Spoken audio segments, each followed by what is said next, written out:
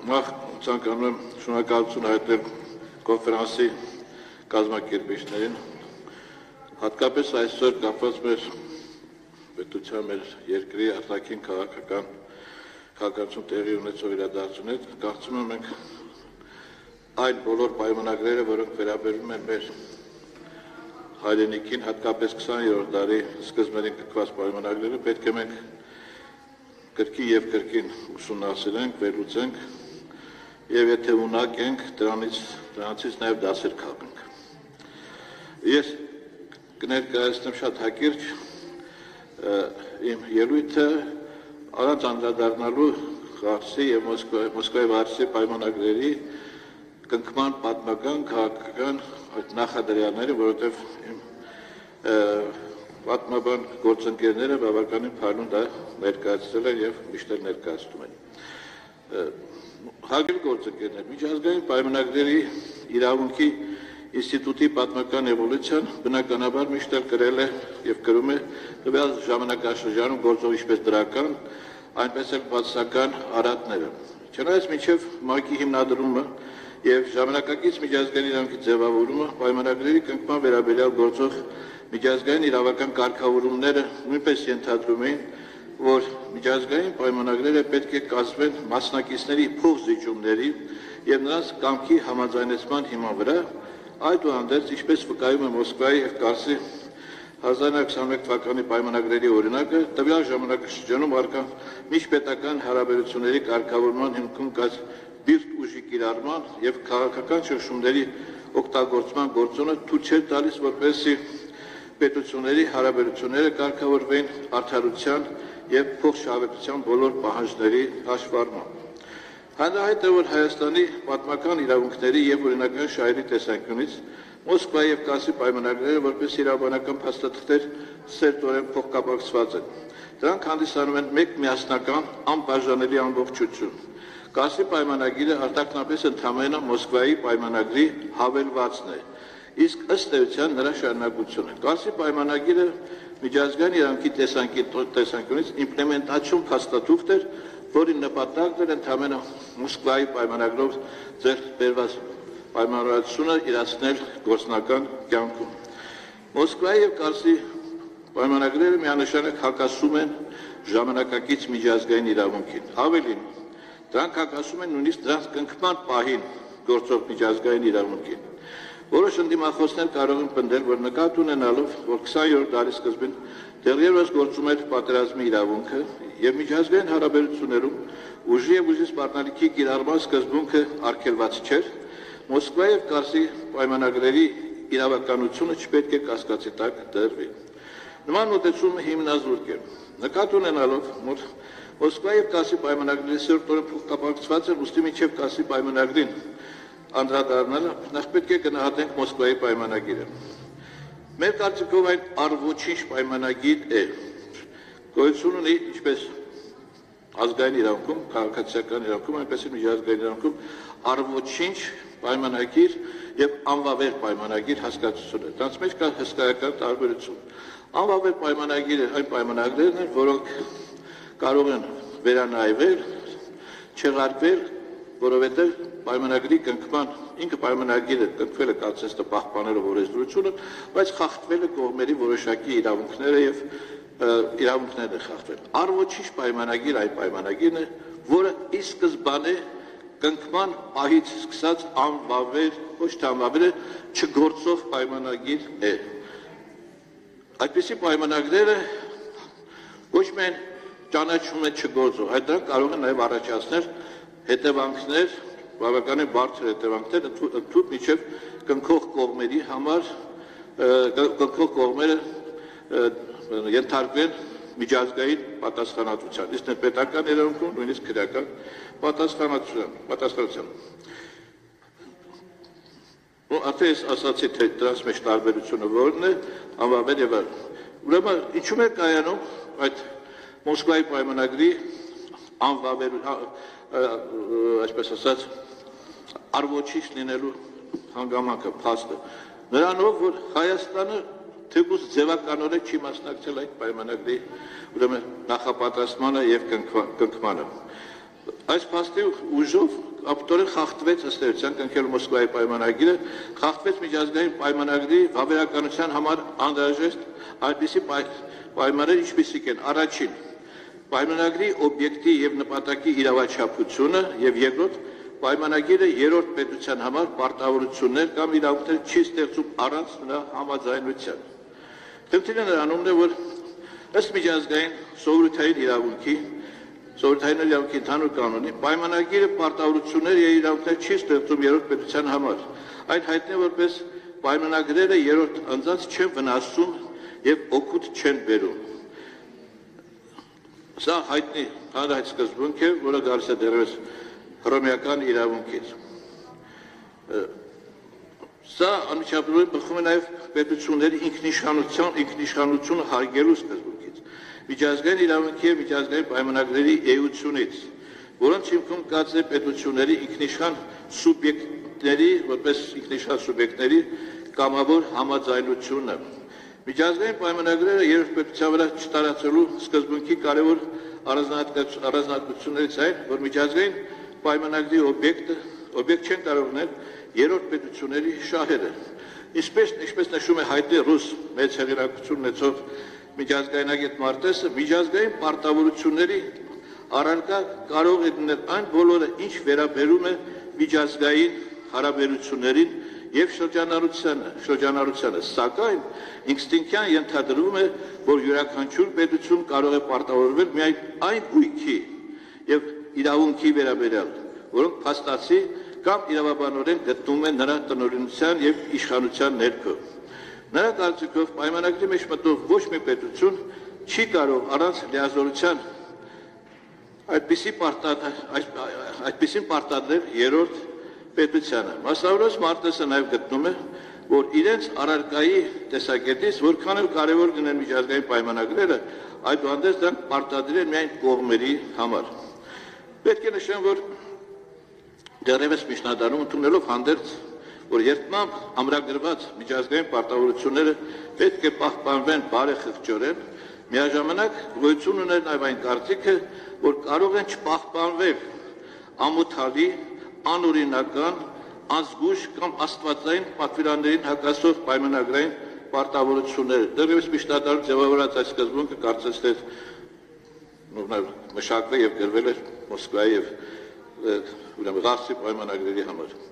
Միջազգային պայմանագրերի բովանդակության արդարացիության, ինչպես նաև պայմանագրի կողմերի կամքի ազատ համաձայնեցման եւ փոխշահավետության կանխադրույթը ածանցյալ է պետությունների ինքնիշխան հավասարության սկզբունքից։ Այս սկզբունքը, որը ամրագրվեց 1648 թվականի Վեստֆալյան տրակտատում, նպատակ ուներ սահմանափակել կամայականությունը պետությունների միջև գոյություն ունեցող հարաբերություններում։ Վեստֆալյան տրակտատը Արևմտյան Եվրոպայում ձևավորեց միջազգային հարաբերությունների նոր, անկախ պետությունների համակարգ, ինչը ենթադրում էր, որ պետք է նպաստել նաև միջազգային պայմանագրերի իրավունքի զարգացմանը։ Չնայած միջազգային կյանքում արդեն նկատվում էր պետությունների ձգտումը արդարացիորեն լուծել միջազգային պայմանագրային իրավակարգավորումները, այդուհանդերձ հարկ է արձանագրել, որ 19-րդ դարում եւ 20-րդ դարի սկզբում գործող միջազգային իրավունքը պարունակում էր այնպիսի, դժբախտաբար պարունակում էր այնպիսի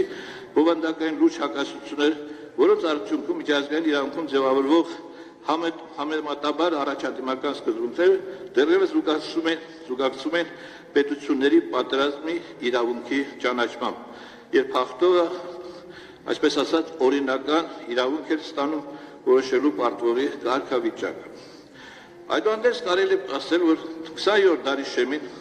դոկտրինալ մակարդակով արդեն ձևավորվել էր պետությունների իրավհավասարության պայմանավորված այնպիսի ավելի թույլ պետությունների կամքի հարգման սկզբունքը, այդ թվում այն մոտեցումը, որ միջազգային պայմանագրերի իրավաբանական ուժի ճանաչման կարևոր պայմաններից է մասնակից պետության ներկայացուցիչ իրական համաձայնությունը, քանզի սպառնալիքի կամ հարկադրանքի ազդեցությամբ կնքված միջազգային պայմանագիրը անվավեր է։ Մոսկվայի 1921 թվականի պայմանագրի օրինակով կարելի է պնդել, որ չնայած պետությունների իրավահավասարության վերաբերյալ առաջադիմական դոկտրինի ձևավորմանը, հզոր պետությունները դեռևս իրենց իրավունք էին վերապահում տնօրեններ ավելի թույլ պետությունների ճակատագիրը, առանց նույնիսկ նրանց այդ գործընթացին մասնակից դարձնելու։ Ավելին, իրենց իրավունք էին վերապահում նրանց պարտադրել, կնքել իրենց համար ոչ ձեռնատու, նույնիսկ ստրկացուցիչ պայմաններով պայմանագրեր։ Որպես աստվածի ապացույց կարելի է վկայակոչել Մոսկվայի 1921 թվականի պայմանագրի 15-րդ հոդվածով նախատեսված հետևյալ դրույթը։ Մեջբերում Ռուսաստանը պարտավորվում է անդրկովկասյան հանրապետությունների նկատմամբ դիմել քայլերի, որպեսզի այդ հանրապետությունների կողմից Թուրքիայից կնքվելիք պայմանագրերում անպատճառ ճանաչվեն սույն պայմանագրի այն հոդվածները, որոնք անմիջապես վերաբերում են իրենց։ Կարծում եմ Մոսկվայի պայմանագիրը լիովին հակասում է տվյալ ժամանակաշրջանի միջազգային իրավունքին, քանի որ 20-րդ դարի սկզբներին գործող միջազգային իրավունքում արդեն առկա էր բավարար նորմատիվ իրավական հիմք, որը մերժում էր միջպետական հարաբերությունում հանդես եկող ռազմաքաղաքական առումով համապատասխան թույլ պետությունների նկատմամբ հարկադրանք կիրառելու իրավունքը։ Կապված Ղարսի պայմանագրի հետ։ Ղարսի 1921 թվականի պայմանագիրը նույնպես հակասում էր դրա կնքման պահին գործող միջազգային իրավունքին եւ միջազգային պայմանագրերի իրավունքի վերաբերյալ դոկտրինին։ Սակայն այդ պայմանագրի անվավերության փաստը հատկապես ակնառու է, երբ այն վերլուծում ենք ժամանակակից միջազգային իրավունքի իրավակարգավորումների համատեքստում։ Այսպես, Վիեննայի միջազգային պայմանագրի իրավունքի մասին 1969 թվականի մայիսի 23-ի կոնվենցիայի 64-րդ հոդվածը նախատեսում է, որ իդեպ այսօր գործող փաստաթուղթը կոդիֆիկացված միջազգային պայմանագրերի կնքման եւ կատարման հետ կապված ավելի ճիշտ այդ գործընթացի հիմքում կած գլխավոր հիմնական փաստաթուղթը դա նշված կոնվենցիան է, միջազգային պայմանագրերի ուրեմն վերաբերյալ Վիեննայի 1969 թվականի կոնվենցիան է։ Այդ կոնվենցիայի ուրեմն ինչպես ասացի 64 հոդվածը նախատեսում է հետևյալը. Եթե առաջանում է ընդհանուր միջազգային իրավունքի պարտադիր նորմ, ապա ցանկացած պայմանագիր, որը հակասում է այդ նորմին, անվավեր է եւ դադարում է։ Այս նորմը Վիեննայի կոնվենցիայի 50-րդ հոդվածի տրամաբանական հետևանքն է, քանի որ ուրեմն համաձայն 53-րդ հոդվածի պայմանագիրն առ ոչինչ է, եթե կնքման պահին հակասում է ընդհանուր միջազգային իրավունքի պարտադիր կողմին։ Նշված իրավադրույթից կարելի է սխալ կարծիք կազմել, ենթադրելով, որ խոսքը վերաբերում է նոր կնքվող պայմանագրերին։ Երբ նշված ենթադրությունը փարադրելու, այսինքն սխալ ենթադրությունը փարադրելու նպատակով միջազգային իրավունքի հանձնաժողովը նշում է, որ նոր իմպերատիվ նորմի գործողությունը պետք է տարածվի ոչ միայն ապագա պայմանագրերի, այլ նաև արդեն գոյություն ունեցող պայմանագրերի վրա։ Այս դիրքորոշումը ամրագրված է կոնվենցիայի 64-րդ հոդվածում, որտեղ շեշտվում է, որ նոր առաջացած ընդհանուր միջազգային իրավունքի պարտադիր նորմին հակասող եւ անվավեր է ճանաչում ցանկացած պայմանագիր, որը հակասում է այդ նորմին։ Սրանց ավել ապացույց հնարավոր չի վկայակոչել։ Կարելի է ժամերով խոսել այդ մասին, բերել հազարով մի տարբեր իրավաբանական հիմքեր, փաստագրեր, բայց այս ձևակերպումը, այս սահմանումը կարծում եմ բավական է, որ ասենք, որ այդ պայմանագիրը այսօր գործում է, թե չի գործում։ Այսպիսով կարող ենք արձանագրել, որ Ղարսի 21 թվականի պայմանագիրը, որը կնքվեց Հայաստանի տարածքների զավթման պայմաններում, պետության տարածքային Հայաստան պետության Հայաստանի օկուպացիայի պայմաններում, չնայած քաղաքական առումով հանդիսանում է այսօր գործող պայմանագիր, սակայն պես արդեն նշեցի, անվավեր է ինչպես դրա կնքման պահին գործող միջազգային իրավունքի տեսակետից, այնպես էլ այսօր գործող միջազգային իրավունքի տեսակետից։ Այո, քաղաքական առումով այդ փաստաթուղթը կա, բայց նա իրավաբանորեն, ինչպես կրկնում եմ, նախկին միջազգային իրավունքի, այսինքն դրա կնքման պահին գործող միջազգային իրավունքի եւ այսօր գործող միջազգային իրավունքի տեսակետից անվավեր է։ Բացի դրանից,